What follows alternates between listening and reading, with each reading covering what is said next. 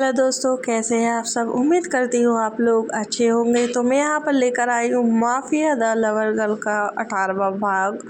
तो अगर आप लोगों को ये कहानी पसंद आ रही है तो इसे लाइक ज़रूर करना, कमेंट ज़रूर करना, और अगर आप लोगों ने मेरे चैनल को सब्सक्राइब नहीं किया तो प्लीज़ मेरे चैनल को सब्सक्राइब ज़रूर कर लेना। तो चलिए कहानी शुरू करते हैं। Open it fast, otherwise I will bite you. Kabir Priya के निचले होठ को अंगूठे से नीचे करते हुए बोला, पर मुझे सांस लेने में प्रॉब्लम होती, प्लीज आप यहाँ पर किसी कर लो।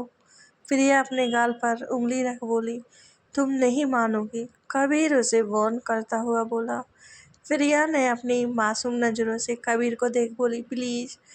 कबीर खुद को उसके क्यूट से प्लीज के आगे कठोर नहीं रख सका और अपने आप मुस्कुरा दिया, पर उसे प्रिया को और किस करना था। कबीर को मुस्कुराते देख प्रिया भी मुस्कुरा दी, पर कबीर ने प्रिया की मुस्कुराहट को ज्यादा देर होठों पर नहीं रहने दी और प्रिया को होठों पर फिर से टूट पड़ा।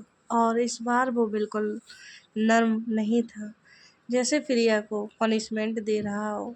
कबीर ने प्रिया के होठों पर हल्के से बाइट किया और जैसे ही अपनी किस को आगे बढ़ाने को हुआ कि कुछ जोरदार गिरने की आवाज़ आई, और इसके साथ ही उस झूले के आसपास कबीर के बॉडीगार्ड कबीर की ओर पीट कर उसे घेर कर खड़े हो गए। एकदम से कुछ गिरने की आवाज़ सुन कबीर सतर्क हो गया और प्रिया चीख उठी। कबीर ने एकदम से प्रिया को अपने सीने में छुपा लिया और फुर्ती से झूले से उठ आगे की ओर देखा तो वहाँ एक आदमी की लाश थी, जिसने अपने पूरे शरीर को काले कपड़ों से ढक रखा था। ये देख कवि ने प्रिया के घूमते चेहरे को पकड़ अपने सीने पे लगा लिया और प्रिया को लिए दूसरी ओर मुंह कर लिया, जिससे प्रिया आगे का कुछ भी ना देख सके। क्लियर दिस बाज को एक बॉडीगार्ड फौरन हरकत में आए और कुछ ही मिनटों में सब कुछ साफ कर दिया। प्रिया ने अपने चेहरे को ऊपर किया और कबीर को देख बोली, क्या हुआ। कबीर ने अपने सीने में छुपाए छोटे से चेहरे को देखा, जहाँ कोई डर तो नहीं था पर थोड़ी परेशानी जरूर थी। कबीर ने राहत की सांस ली कि उसने वक्त रहते प्रिया को कुछ भी दिखने नहीं दिया। कबीर ने प्यार से प्रिया के माथे को चूमा और बोला, कुछ नहीं हुआ डॉल, बेटर्स के हाथों कुछ गिर गया था। ओ, प्रिया ने अपना सर हिलाया और बोली, पर आपने मुझे ऐसे क्यों पकड़ा, पूरा चेहरा ही दबा दिया, सांस ही नहीं आ रही थी। प्रिया थोड़ा मुंह फुलाते हुए बोली, सॉरी बच्चा। कबीर ने अपने चेहरे को पीछे घुमाया तो सब ठीक देख प्रिया पर अपनी पकड़ ढीली कर दी, पर पूरी तरह से प्रिया को नहीं छोड़ा। रॉकी ने कबीर की ओर देखा और बोला, बॉस अब आपको यहाँ से निकलना चाहिए। कहे रॉकी ने अपनी मुट्ठी खोली और कबीर के सामने कर दी।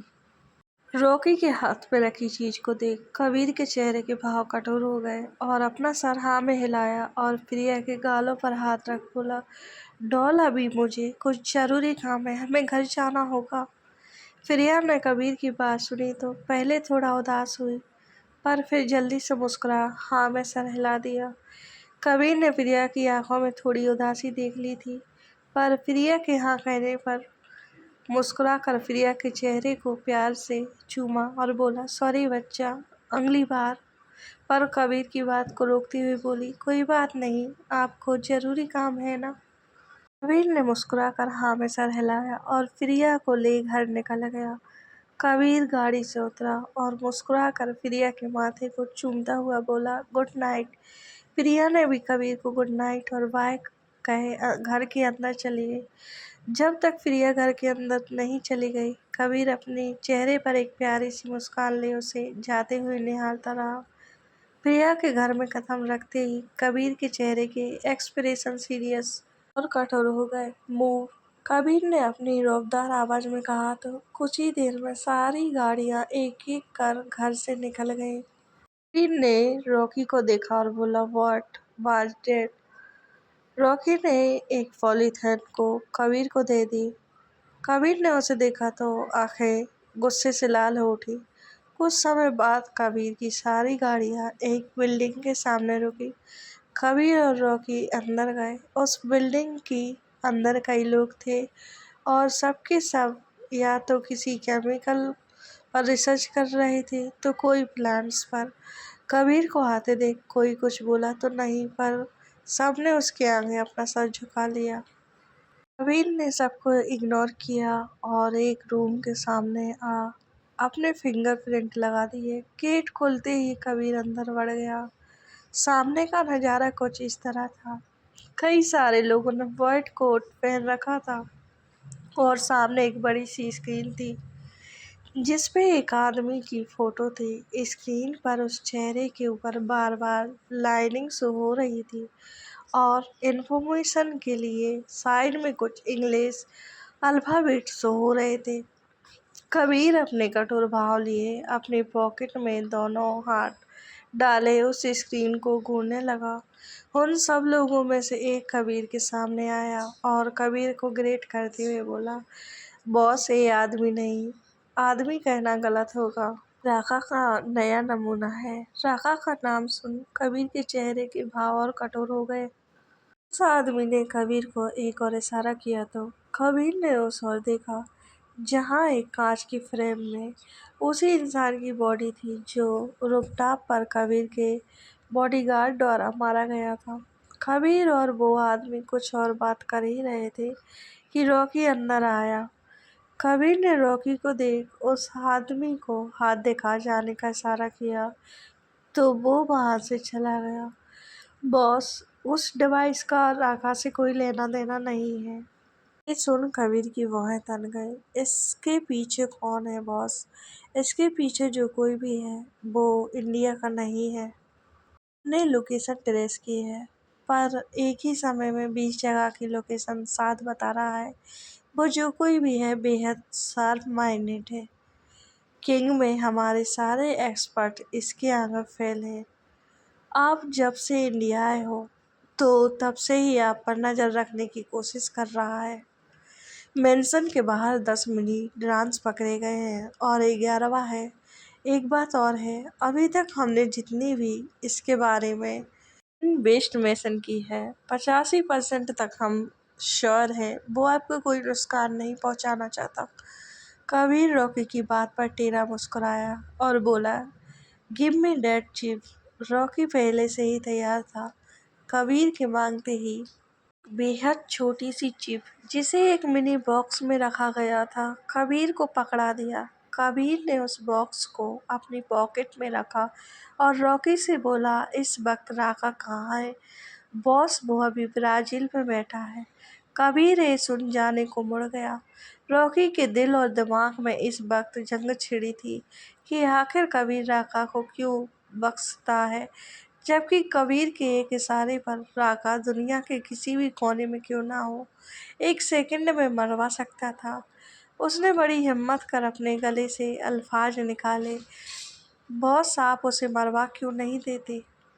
रॉकी के कहे शब्दों को सुन कबीर की नसें तन गईं और बेहद डरावनी आवाज में बोला, don't speak that again. Sorry sorry boss.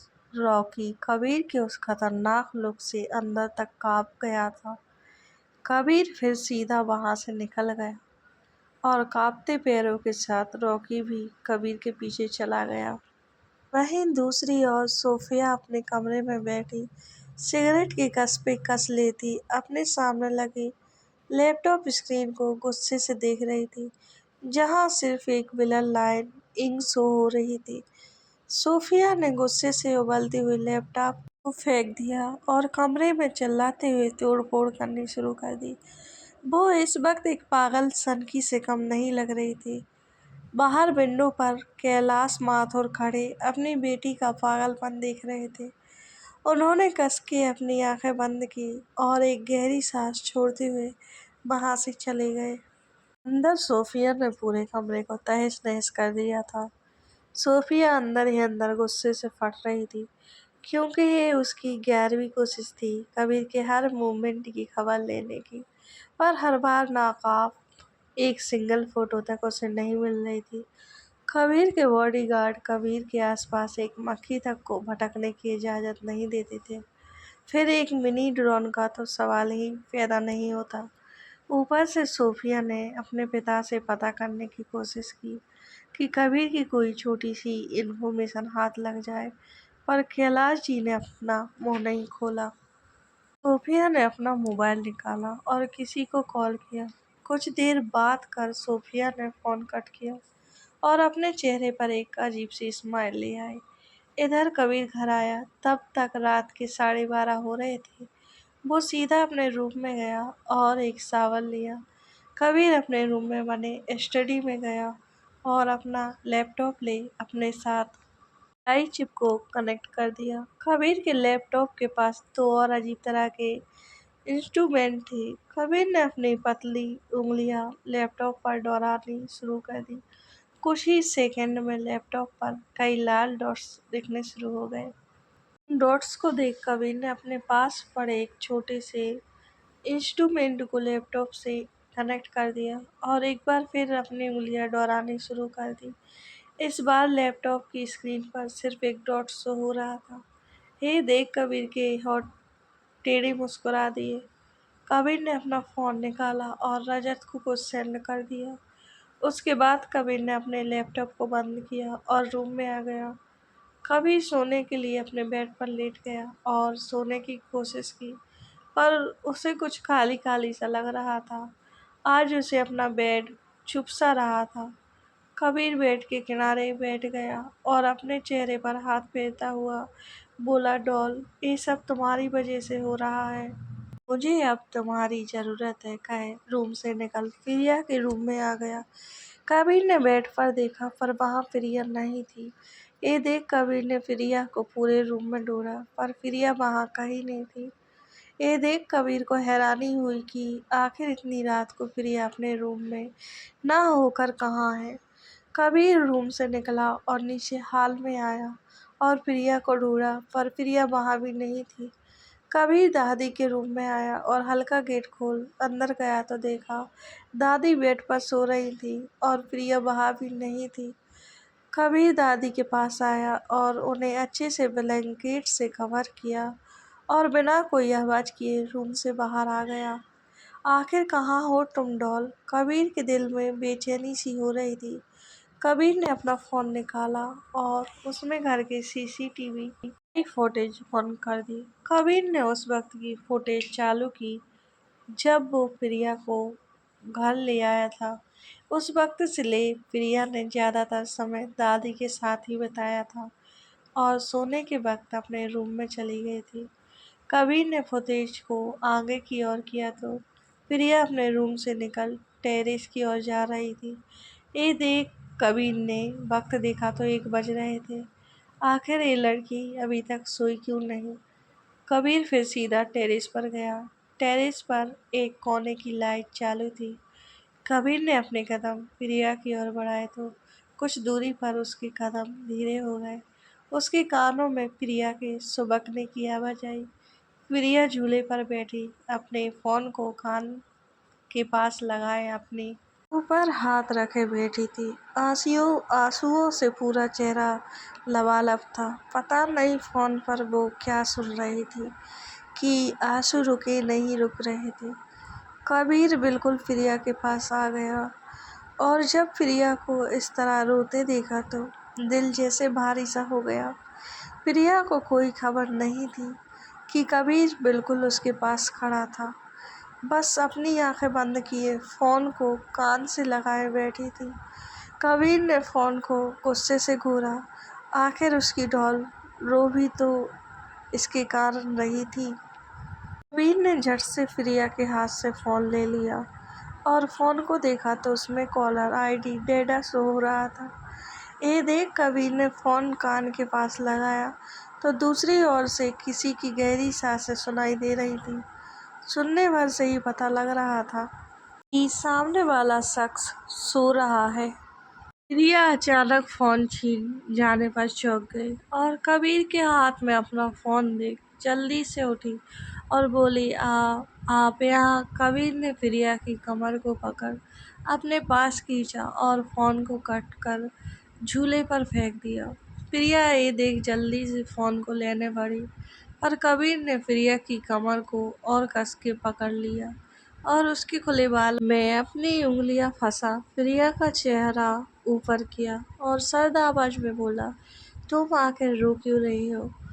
प्रिया ने अपने आंसू साफ किए और बोली, मैं नहीं रो रही, प्लीज फोन को लेने दीजिए। कहते हुए प्रिया के आंसू फिर से बह रहे थे। मैंने पूछा, तुम रो क्यों रही थी? कबीर की आवाज इस बार और सख्त हो गई थी। प्रिया ने अपने दोनों हाथों से अपनी आंखें साफ की और बोली, बाबा वो मैं नहीं रो रही थी, प्लीज फोन दे दीजिए। कहते हुए कबीर की पकड़ से छूटने की कोशिश करने लगी। कबीर को अपना सही जवाब ना मिलने पर गुस्सा आ रहा था, और गुस्सा तो सबसे ज्यादा फोन पर, जिस वजह से उसकी डॉल रो रही थी। प्रिया को इतना मशक्कत करता देख कबीर ने प्रिया पर ढील छोड़ी तो प्रिया ने फुर्ती से कबीर का हाथ अपनी कमर से हटाया और हड़बड़ी में फोन उठा देखा तो भपक कर रो पड़ी और अपने फोन को लिए ही जमीन पर बैठ गई। आपने फोन फोन क्यों काटा? प्रिया रोते हुए बोल रही थी। कबीर ने प्रिया को इस तरह फूट फूट कर रोते हुए देखा तो जल्दी से प्रिया के पास बैठा और प्रिया को गले से लगाते हुए बोला, चुप हो जाओ, आखिर बात क्या है?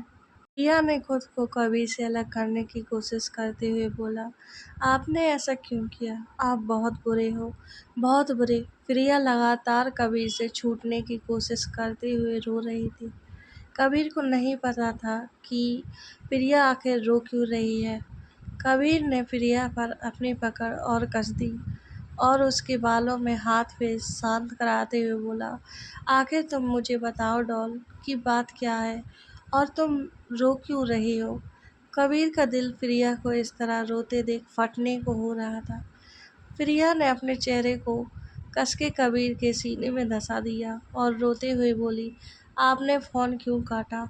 कितनी कोशिश करने के बाद उन्होंने फ़ोन उठाया था और आपने फ़ोन काट दिया। ऐसा क्यों किया आपने? आप बहुत बुरे हो।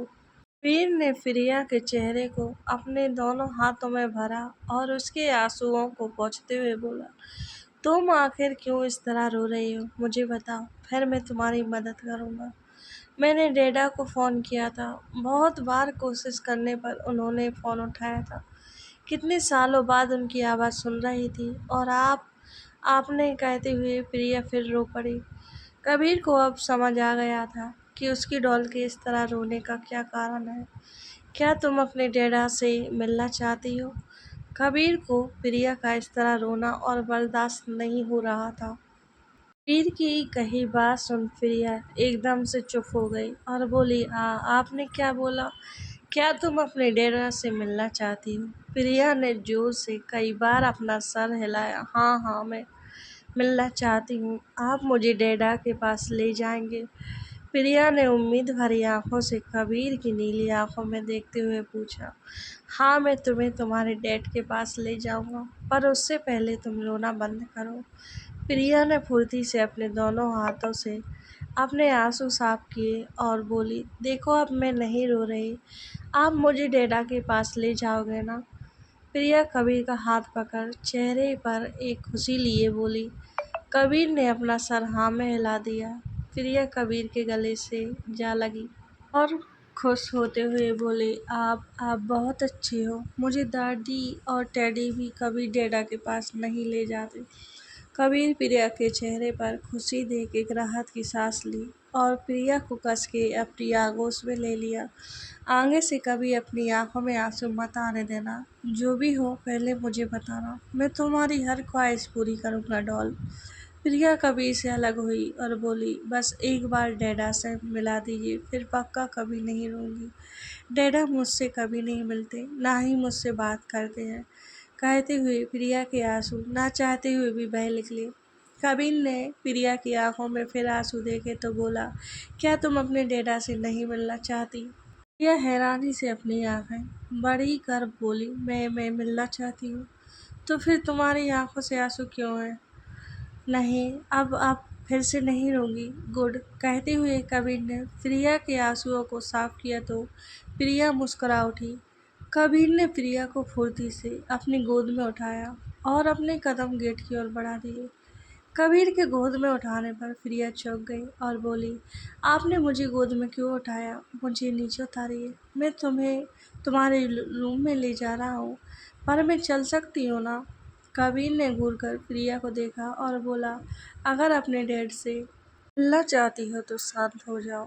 प्रिया ने जल्दी से अपने मुंह पर उंगली रख ली और एकदम से शांत हो गई। प्रिया के शांत होने पर कबीर ने मुस्कुराकर कहा, गुड गर्ल।